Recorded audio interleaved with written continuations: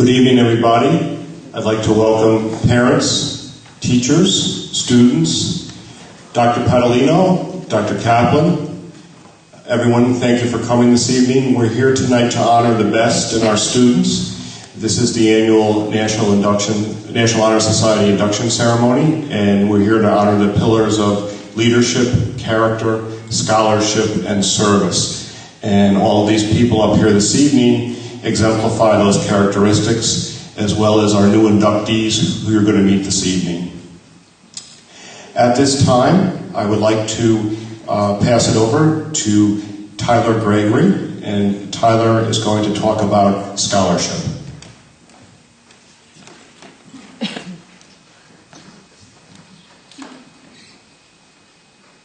I like this candle symbolizing scholarship.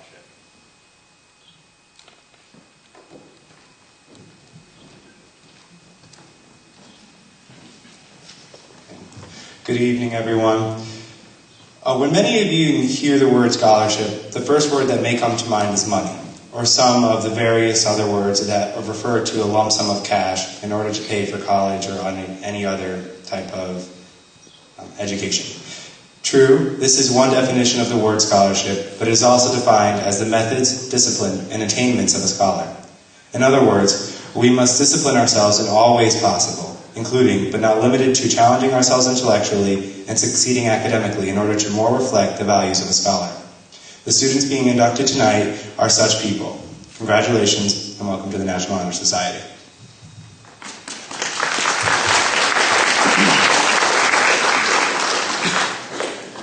Thank you, Tyler. Now we will have Jacqueline Teresi discuss character. I like this candle to symbolize character.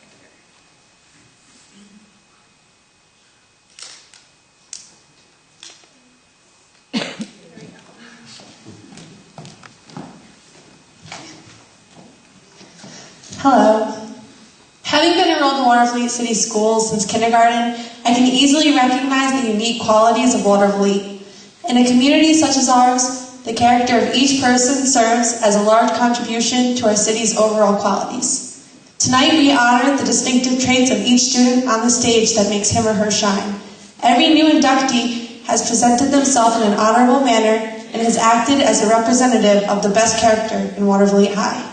I thank my fellow members and new inductees for maintaining good mental and moral values. Your character has contributed to the overall wellness of both our school and community.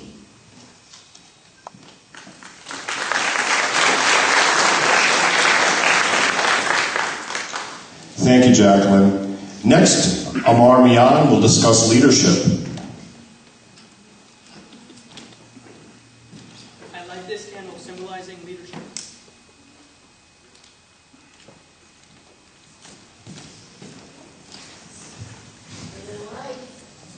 Good evening.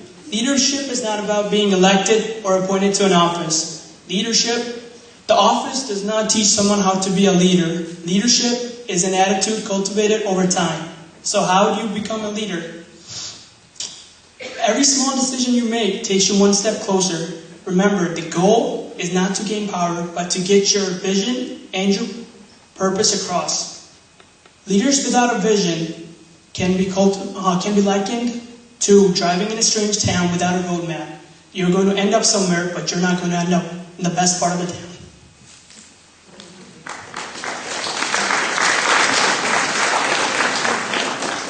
Thank you, Amar. And next, Sarah Fandel will discuss service.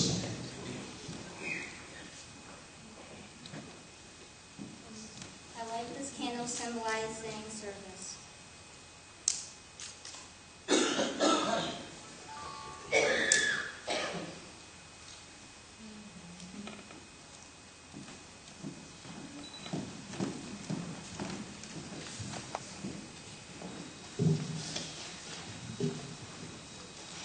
An important component of the National Honor Society is service, which today I believe the word service is understated as a small project or a social event because they think it will be fun, but service is not just a single event or something that will look good on a resume.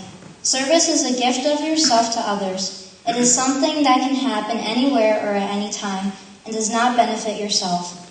And the students up here tonight are the products and dedication of hard work because they have displayed many service actions.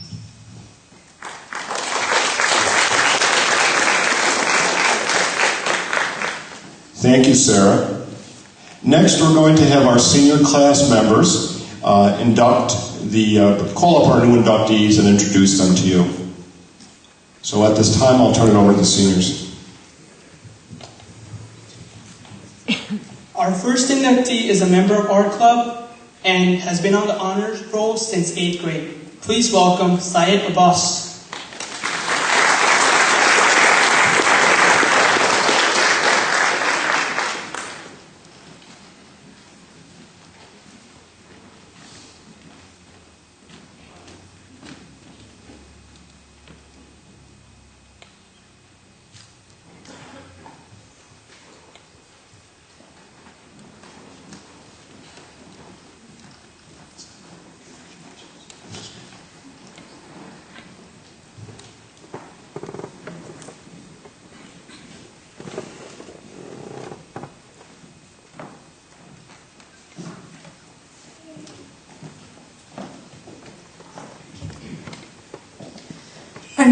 Our next inductee enjoys playing soccer, tennis, and cricket. Please welcome Jafar Muhammad Ali.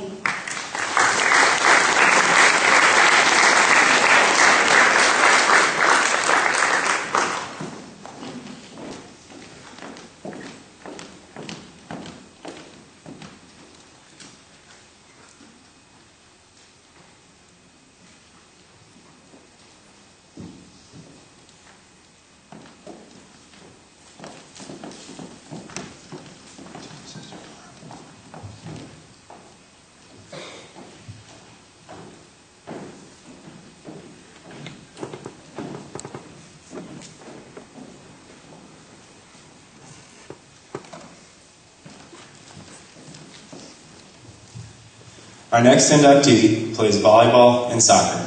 Please welcome Mushtaba Muhammad Ali.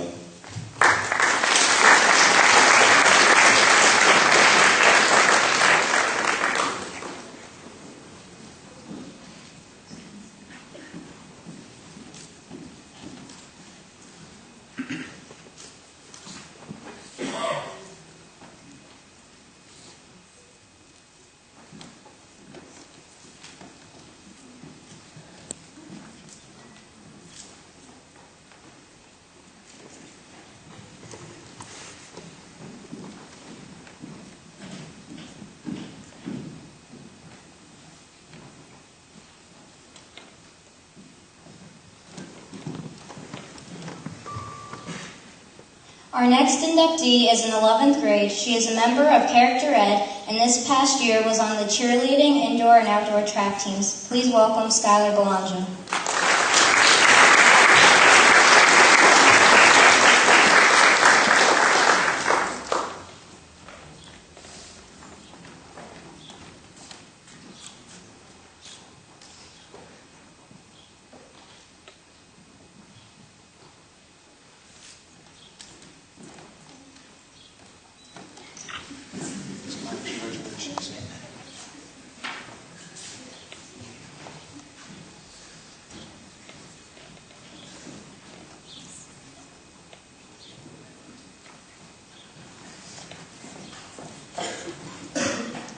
Our next inductee is a member of SAD and plays on the varsity soccer and softball teams. Please welcome Jocelyn Burke.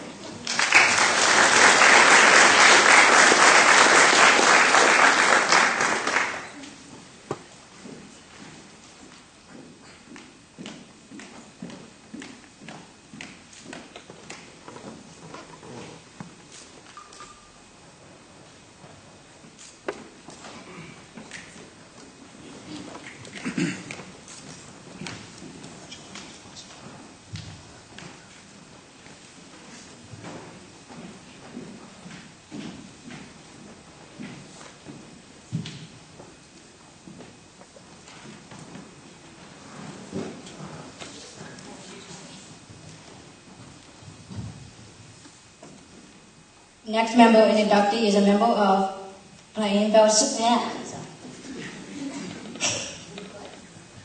playing varsity tennis and varsity outdoor track in a buddy program, a SAD and Spanish club on High Honor Roll, Lake Chodas.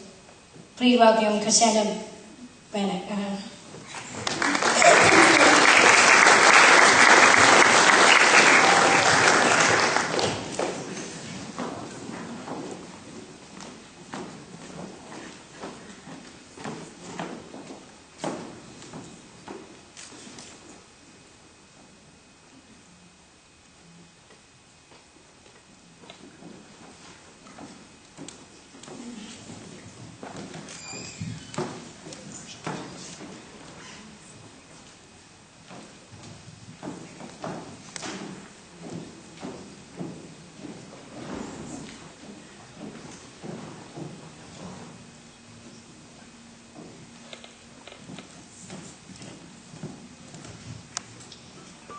Our next inductee is the class of 2013 president, plays varsity volleyball, indoor and outdoor track, and is a member of Character Ed. The buddy program is on the High Honor Roll. Please welcome Samantha Fandel.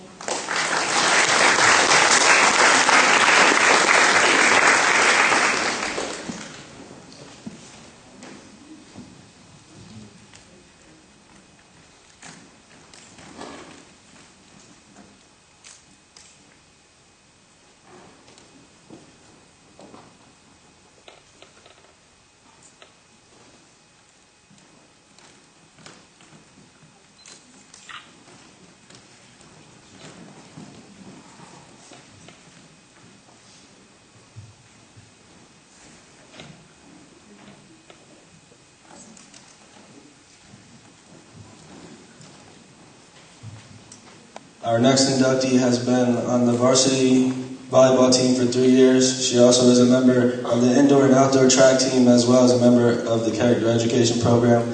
Please welcome Ayana Hamby.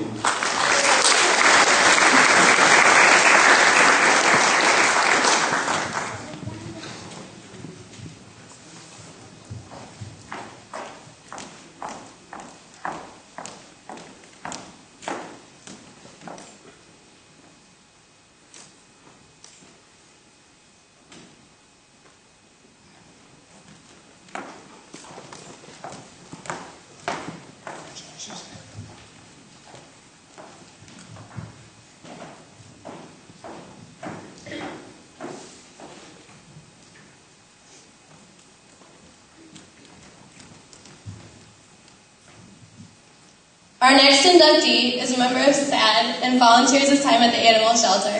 Please welcome Andrew Keegan.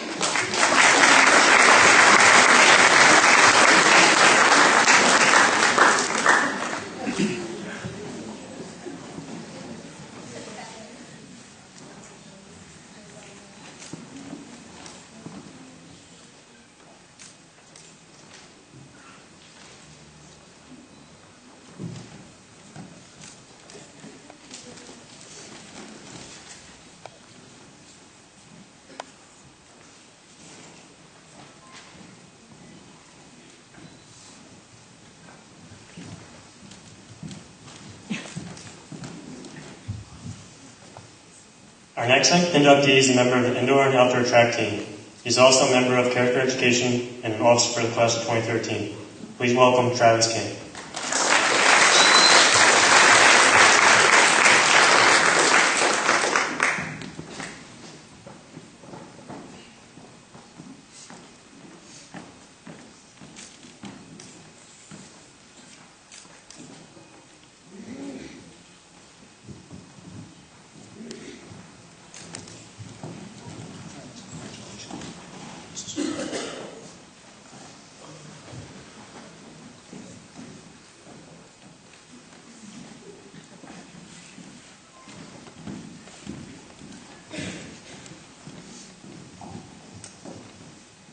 Our next inductee is a board member on character education and participates on 3 varsity sports, which include baseball, basketball, and football. Please welcome Brandon Legault.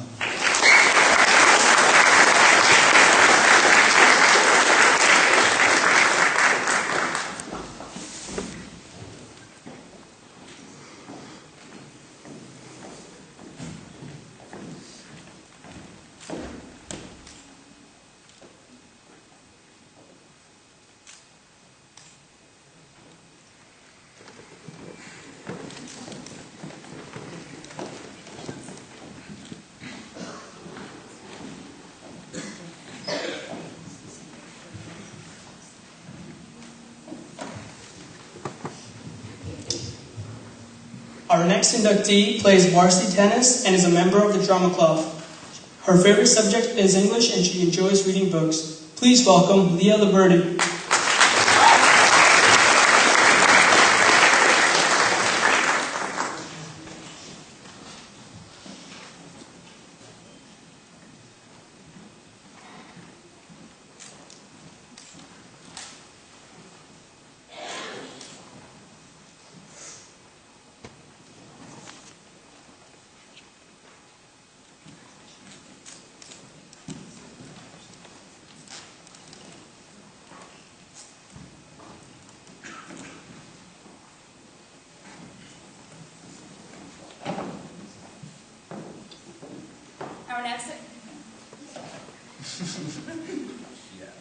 Our next inductee holds the shot put record for indoor varsity track. She is also a member of Spanish Club and is co-captain of the girls' varsity tennis team. Please welcome Jasmine McPherson.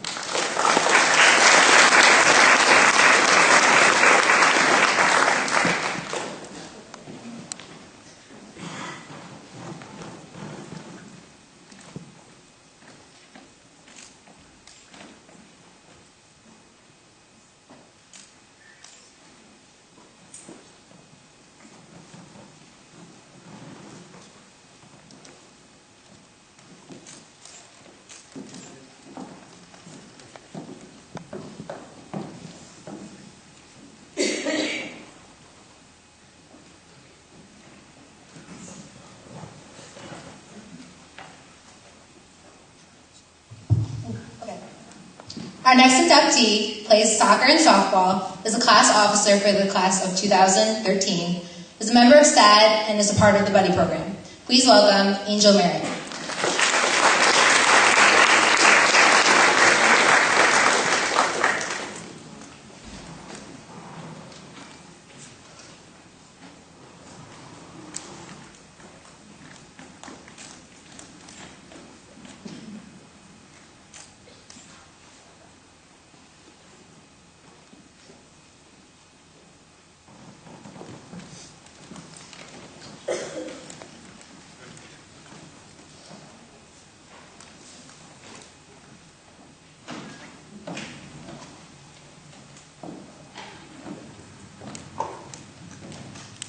Our next inductee is a member of the Buddy program and SAD program. She plays varsity softball and soccer, is a class officer for the class of 2013, and is on high honor roll. Please welcome Hera Merritt.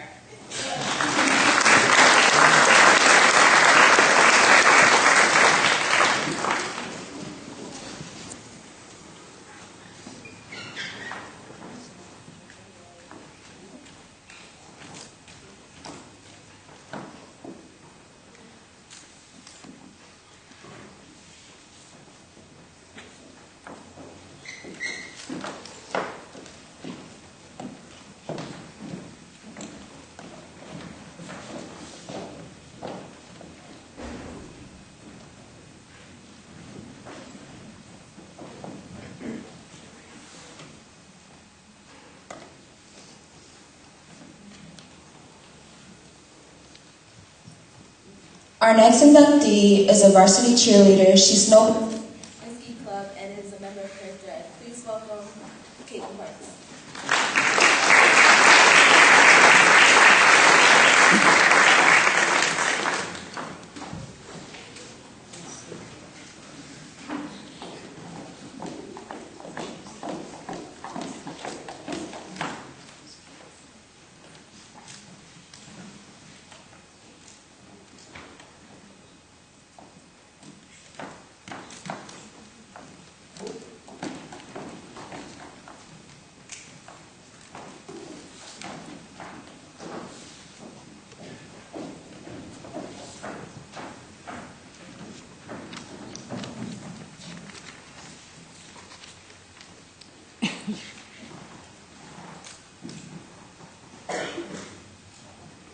Our next inductee plays varsity tennis and is a member of band. Please welcome Joanna Cyclone.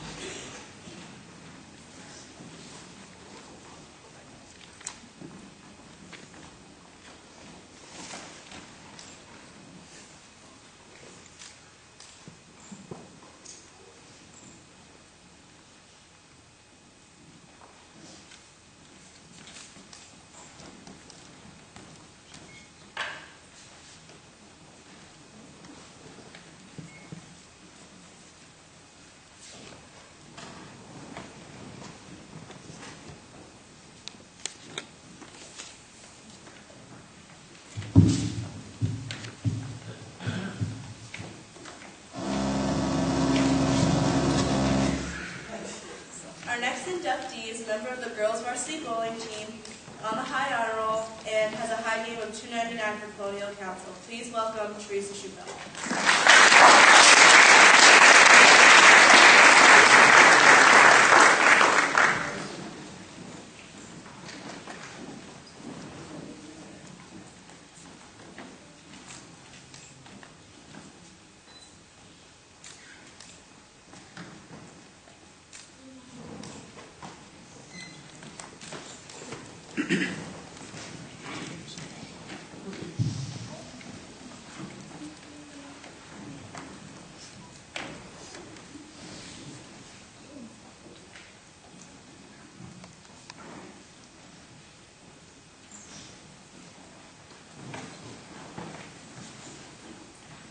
Our next inductee is on a high honor roll, a member of the varsity basketball team and vice president of the class of 2013. Please welcome Victoria Schufel.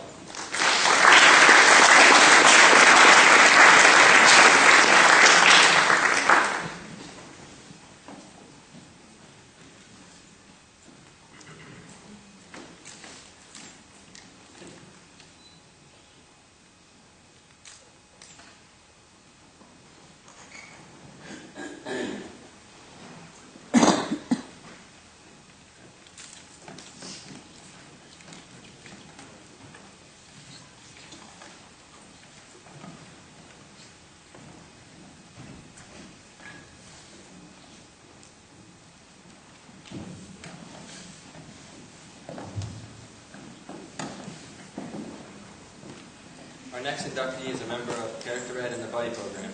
He is a three-sport athlete participating in varsity football, basketball, and baseball. Please welcome Thomas Sistansky.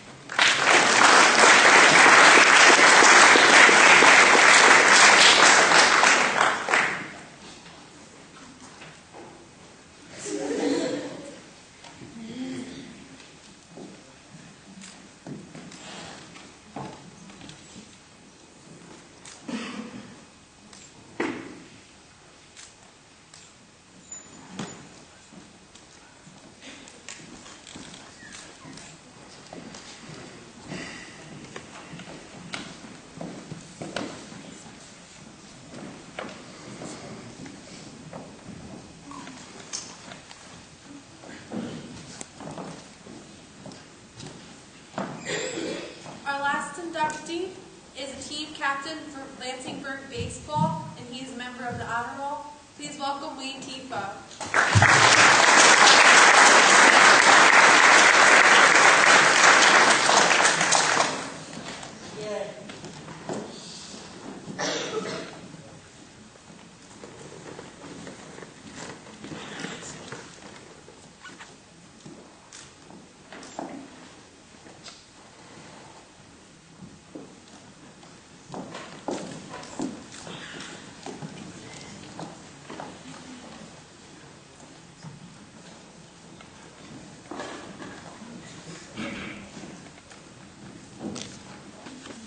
Let's have a round of applause, please.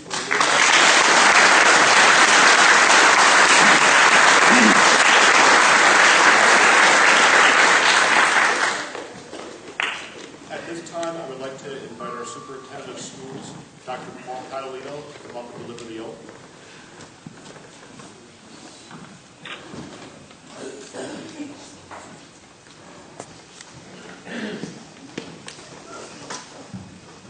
Dr. Kaplan is back to her office to try to get the battery for the microphone that seems to be dying, so hopefully she'll come back before Mr. Birmingham has to make his speech so he doesn't have to yell. I'd ask that all members please stand at this time. It's my honor to administer the National Honor Society pledge to our members. Please raise your right hand and repeat after me. I pledge myself to uphold.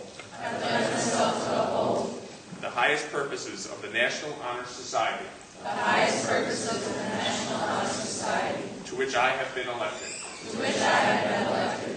I will be true to the principles for which it stands. I will be true to the principles for which it stands. And will maintain and encourage.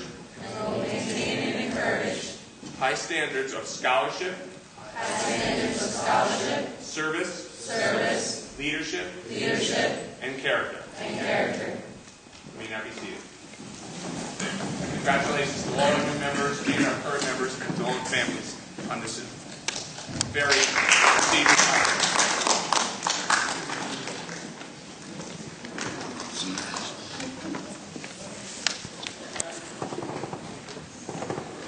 Thank you, Dr. Catalino. At this time, I would like to invite up our guest speaker, a very important person.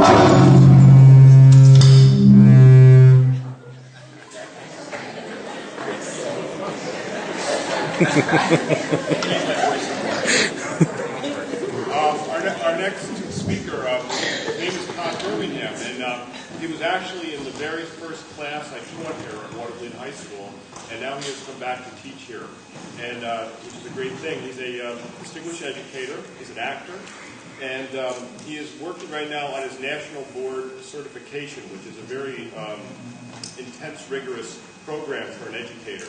And Todd is in the middle of that right now. And he's a graduate of the class of 1992. And at this point, I would like to introduce Mr. Todd Birmingham.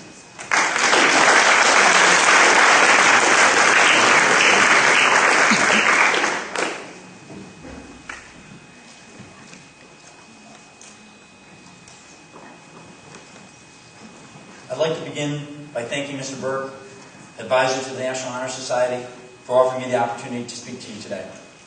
I'm very grateful to be part of this special event.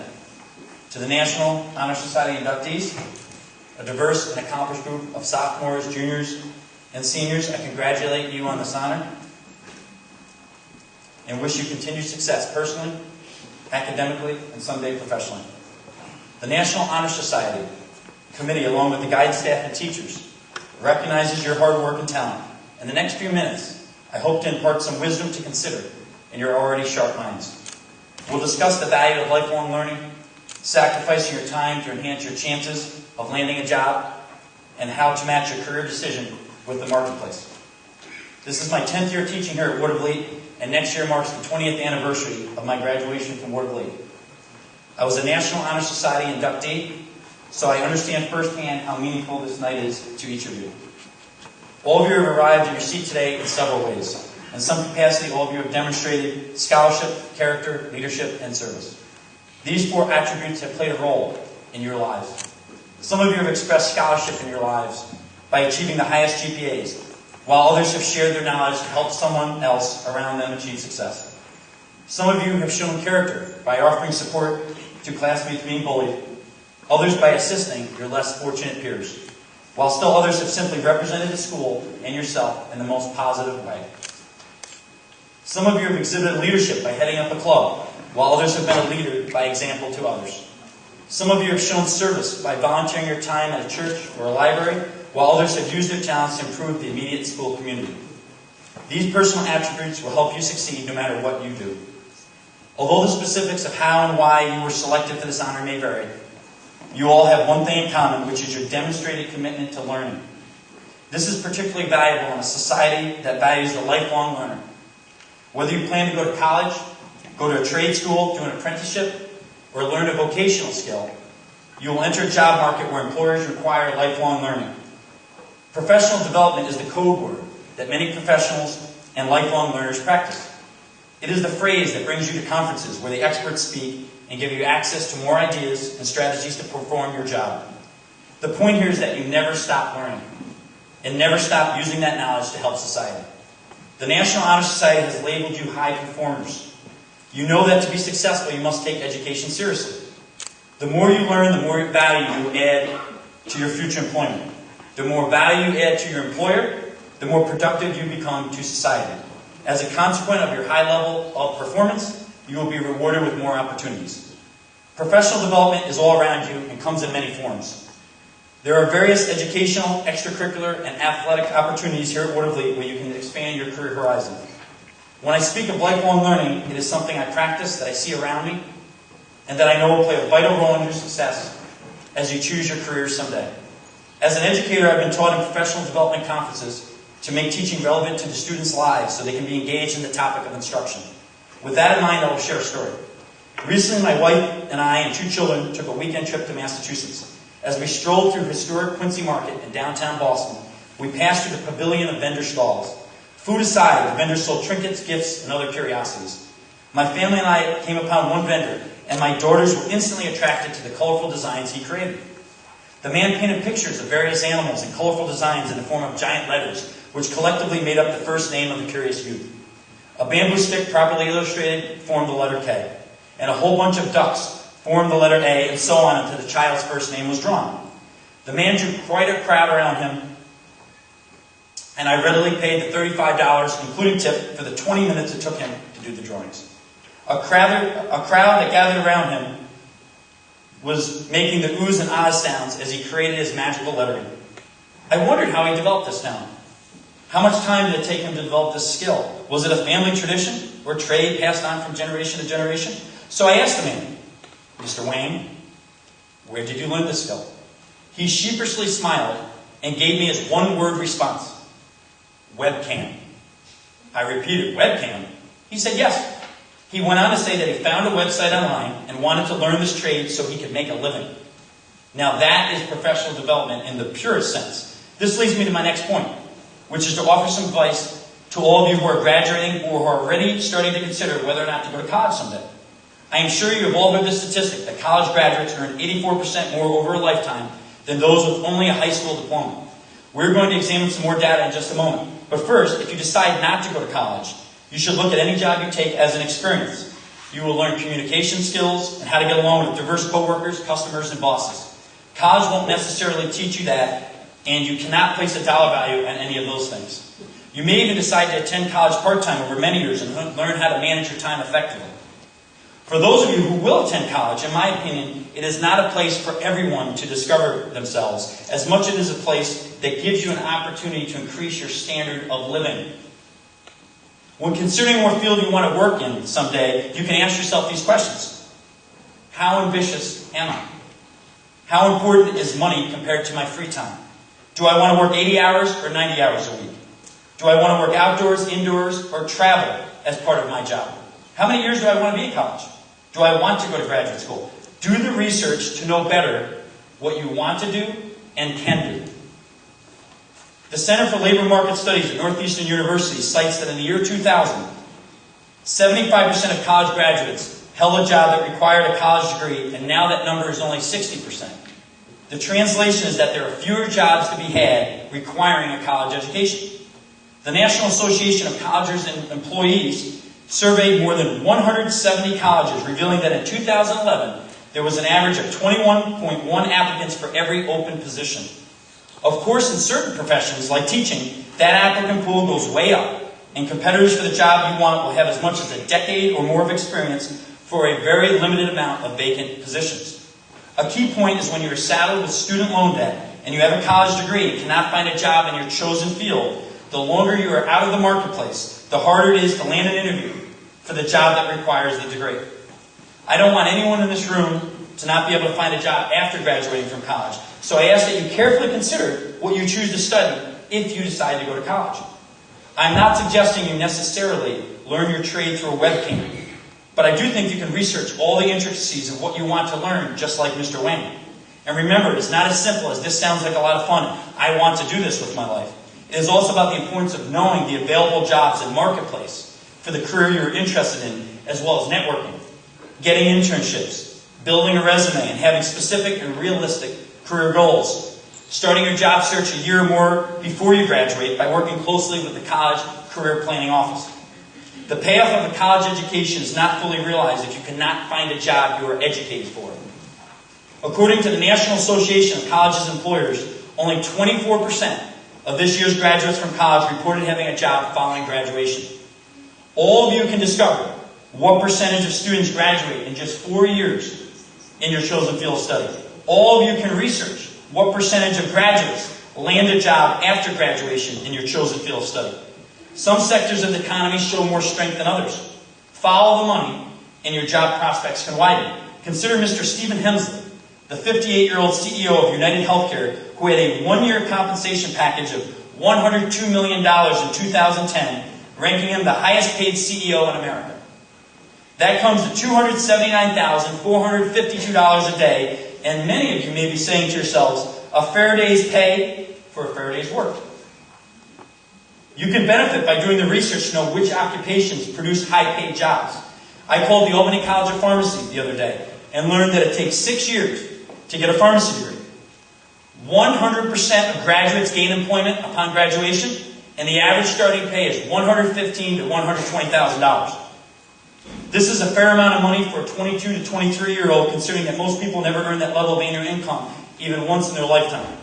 If 100% of graduates are gaining employment in the pharmacy occupation, while only 24% of graduates cumulatively across all fields, that data suggests there's an inadequate supply of jobs available to apply to for students graduating with certain college majors.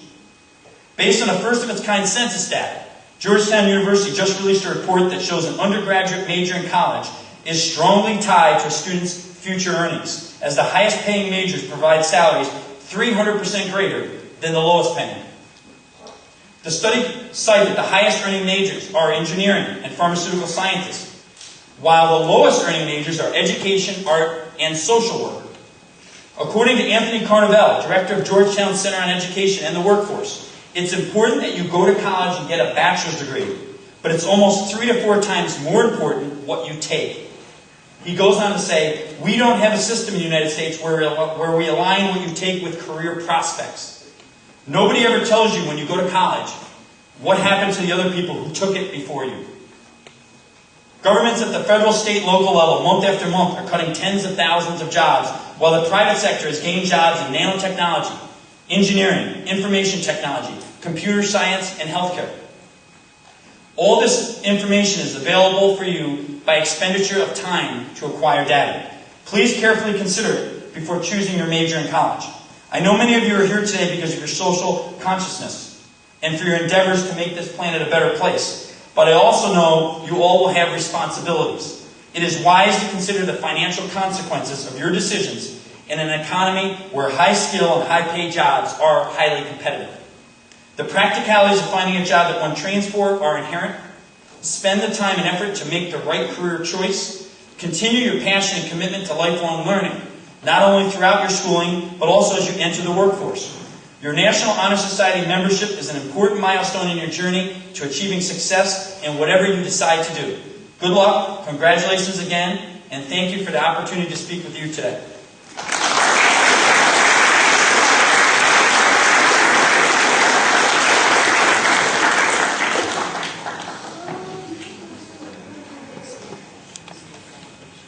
Thank you, Mr. Birmingham. At this time, I would like to invite our principal, Dr. Lori Kaplan, up for some closing remarks.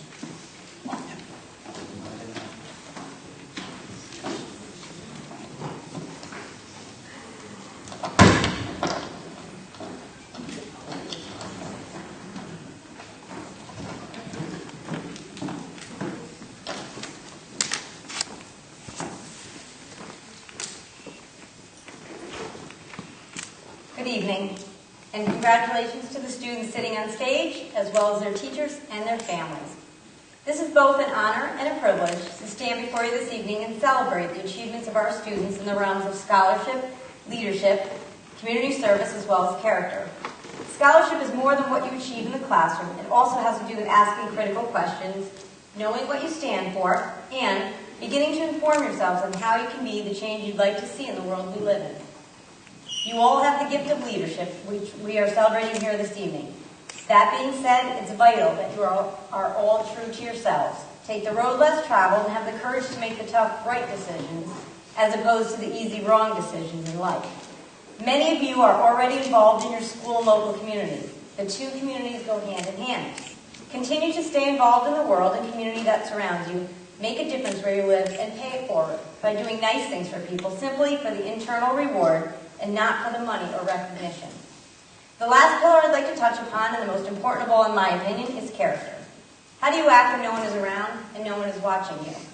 Character is who you are, what you believe in, and what you're willing to take a stance on. Character is offering a hand to someone less fortunate than you are. Character is being a good son or daughter to your parents, a good friend to your peers, and an upstanding citizen, and someone who leads by example, as opposed to follows the crowd. Every student on this stage exemplifies the 4 pillars outlined in this prestigious organization, the National Honor Society. It is an honor to serve as your principal, And I want you to know how very proud I am of each of you, your accomplishments that have landed you on this stage this evening, and most importantly, I'm proud of the young men and women that you are and the character each of you displays every single day. The future looks very bright for all of you, and I hope you far exceed our expectations for each and every one of you. Congratulations to you and your families.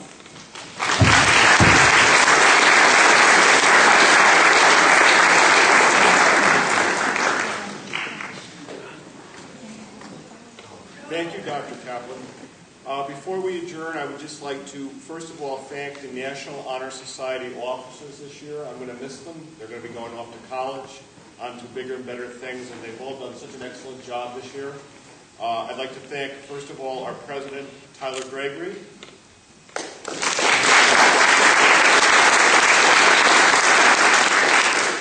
Our vice president, Amar Mian. Our secretary, Sarah Fandler.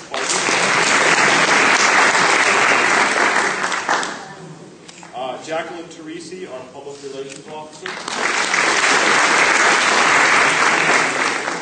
And Robert Heffernan, our treasurer.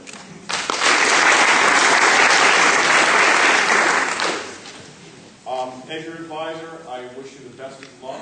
I really enjoyed working with you and having you in class. Most of you I've gotten to know, and you're really, truly wonderful people.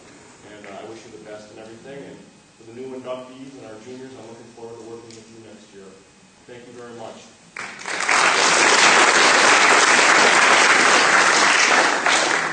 On behalf of the National Honor Society, I'd like to thank everyone for coming this evening, parents, teachers, Dr. Kaplan, Dr. Padalino, Mr. Birmingham. It's been really nice to have you and to work together and honor these great people tonight on stage. And thank you very much. Have a great evening.